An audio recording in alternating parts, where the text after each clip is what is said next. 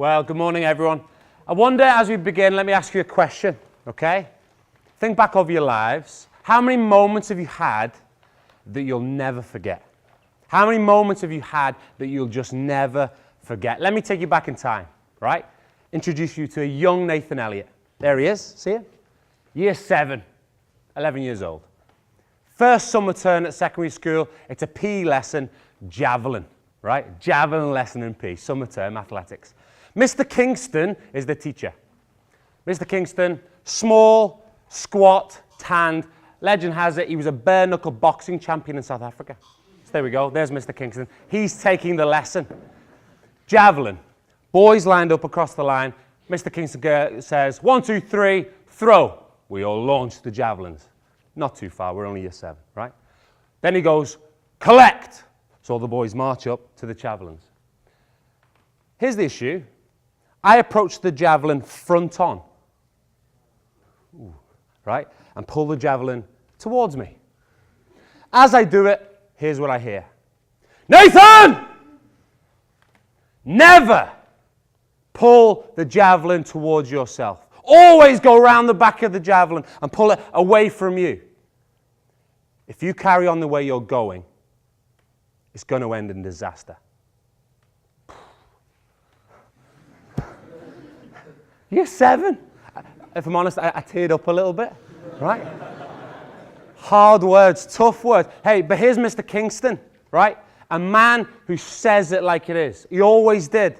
A man who says it like it is. As we come to our passage this morning, Matthew chapter 7, Jesus is going to say it like it is. Every single one in this room, according to Jesus, from our passage, has entered one of 2 gates and is on one of 2 roads and are heading towards one of 2 destinations. Every single one of us. That's what Jesus is going to tell us this morning. And you're going to find out where you stand, where you're going. Hard but true truths from Jesus this morning. He's going to say it as it is. Should we dive into the passage? Get it in front of you, get a pen. We're going to make some scribbles. We're going to circle some things so you can really understand what Jesus has to say to you this morning. Matthew chapter 7, Lank's read it to us. We'll read it again briefly and quickly. Follow along as I do it. Chapter 7, verse 13. Enter through the narrow gate.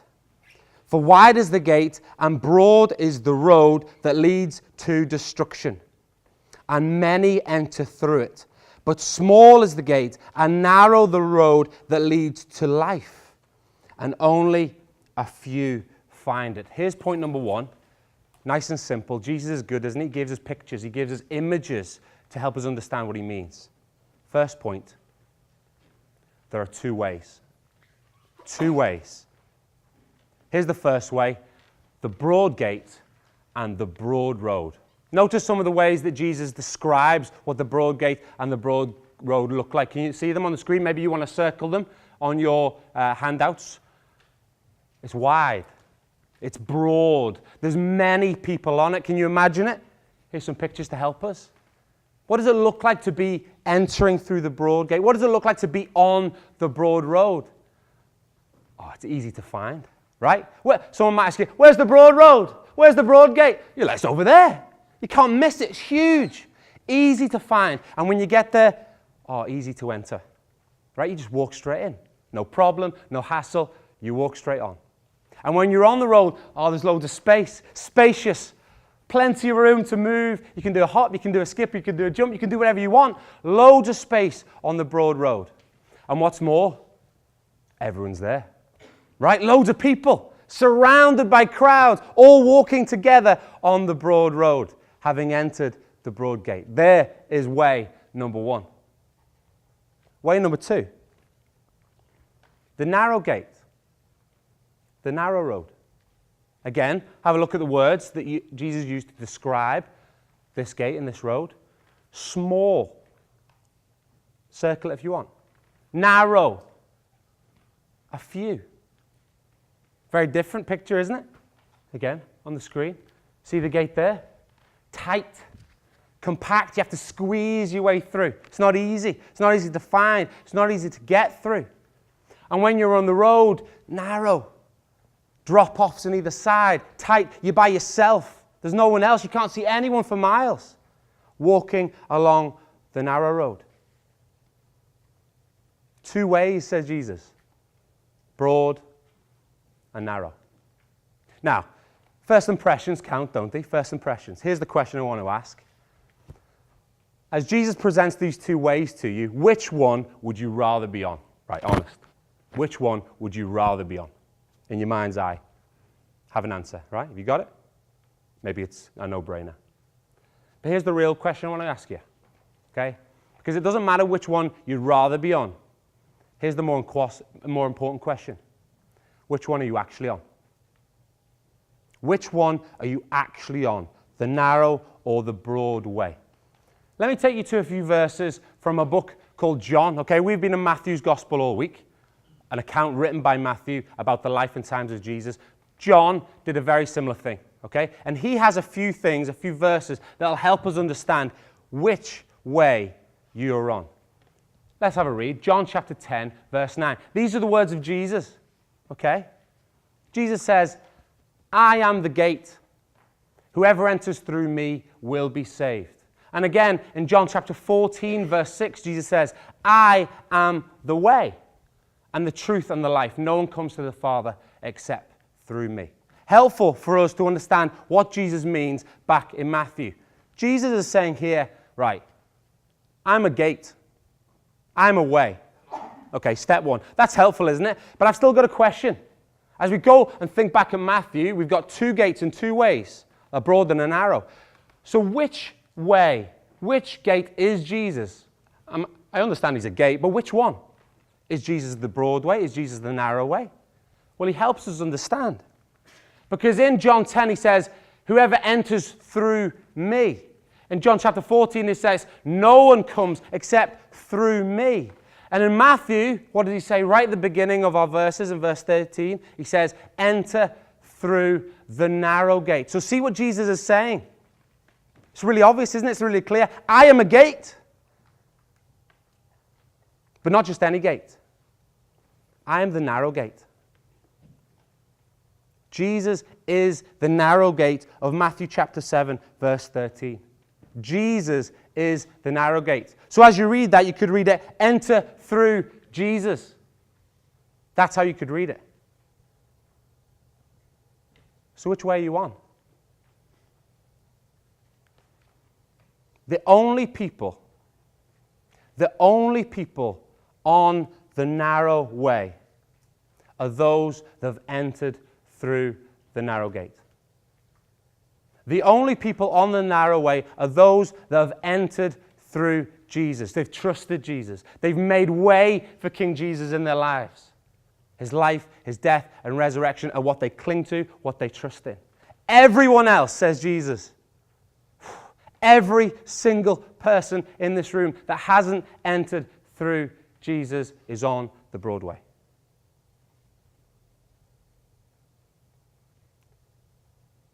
Let me show you a picture. There's me. Can you see it? There's me. Right. And this is Lisa. Right? I don't know if has anyone met Lisa this week? This is my wife, Lisa. She's a leader of one of the junior teams. You might bump into her later on today. That's on our wedding day. On our wedding day in the reception. Okay? So I had a look at this photo this morning. It's a nice picture, don't get me wrong. Lovely picture, but I edited it, right? I thought I could improve it this morning. Do you want to see my improvements? Right? There you go.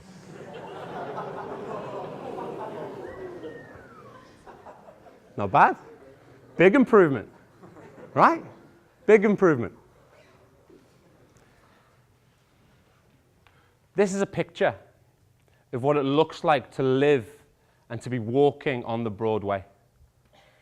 This is a picture of what it looks like to be living and walking on the broad way. Because you see what I've done here? Lisa. Doesn't really matter. Cut her out of the picture. Ignore her. It's all about me. Right? All about me. Doesn't matter about her. Cut her out of the picture.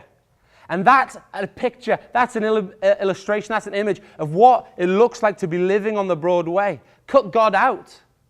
Cut Jesus out. Sack off the narrow way. Sack off the narrow gate. Broad way. All about me. Life's about me. What I can get from it. What I can achieve about it. All about me. Cut God out the picture. That's the call. That's the way of the broad way. Is that you? Because if you haven't entered through Jesus, the narrow gate, Jesus says that is you. You're living on the broad way, living and trusting in yourself. But here's point number 2. Because Lanks helpfully asked us some good questions last night, didn't he? The so what questions. And I'm going to ask the very same question now. So what? You might ask, so what if I'm on the broad way? So what if I've cut Jesus out of my life and I'm living for myself? So what? Why does it matter?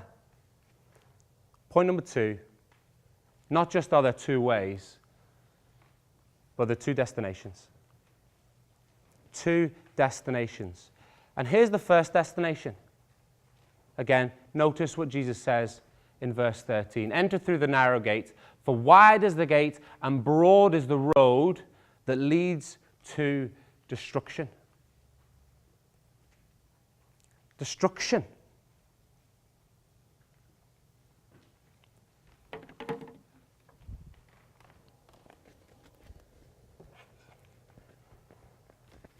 It's not coming at anyone's face, don't worry.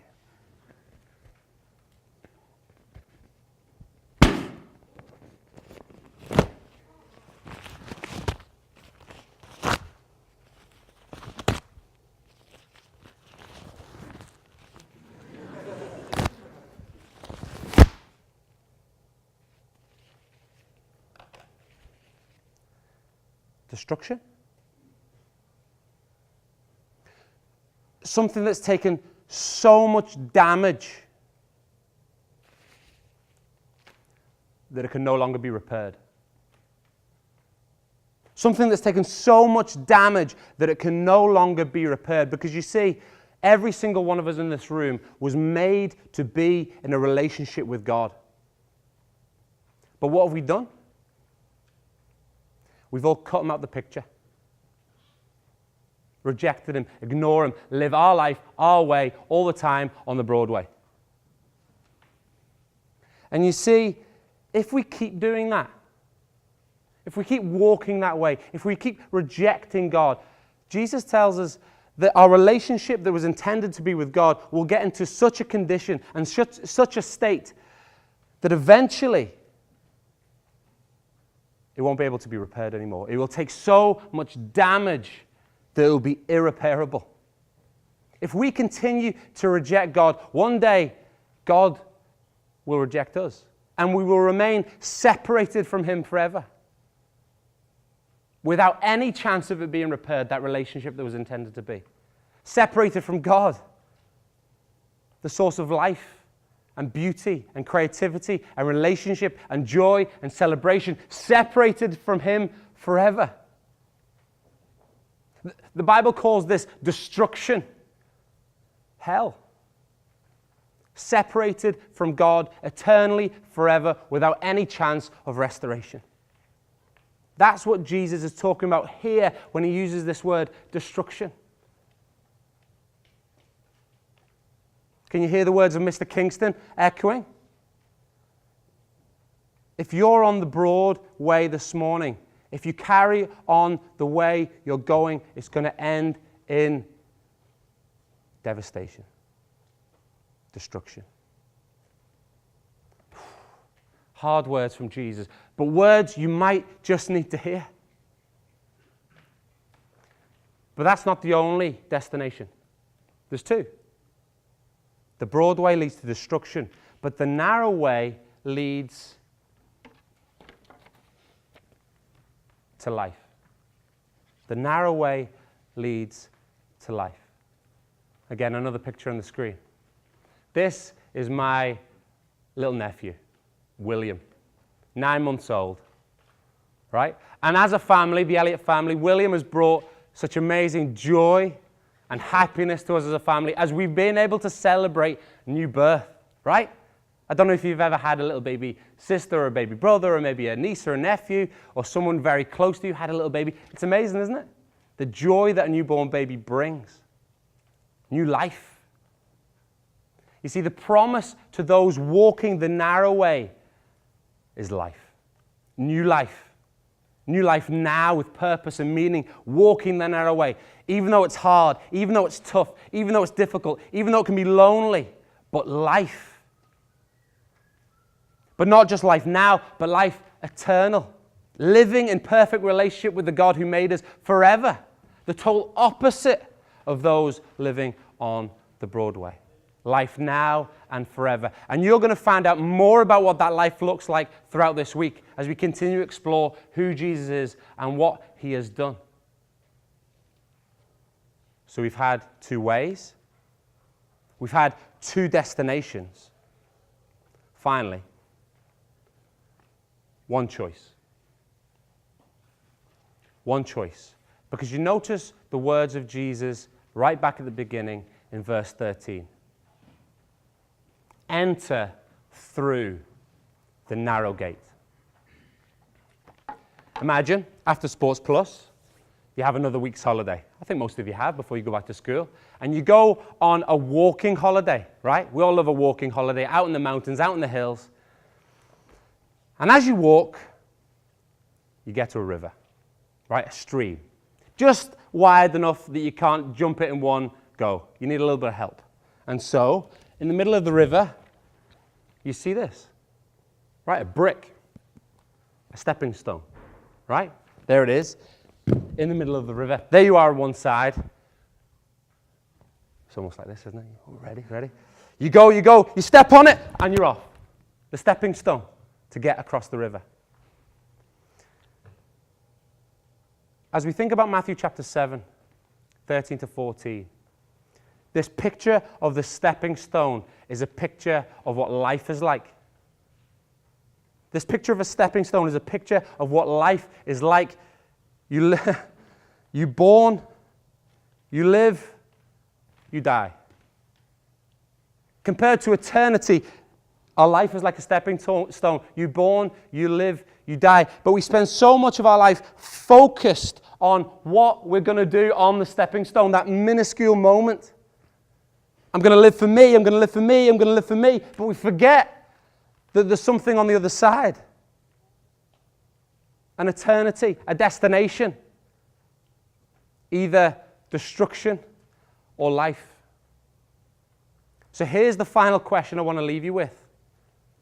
Because the decision you make on that stepping stone about who Jesus is and what you will do in response to him will determine where you spend an eternity. So here's the question. The question Jesus asks, the command Jesus gives. There's the stepping stone. Have you entered the narrow gate? Will you today, this morning, will you enter the narrow gate? Have a moment. Before I pray to finish us off, have a moment just thinking those questions through. Have you? Will you? What's stopping you? Have a moment, and then I'll pray before you go to first sport.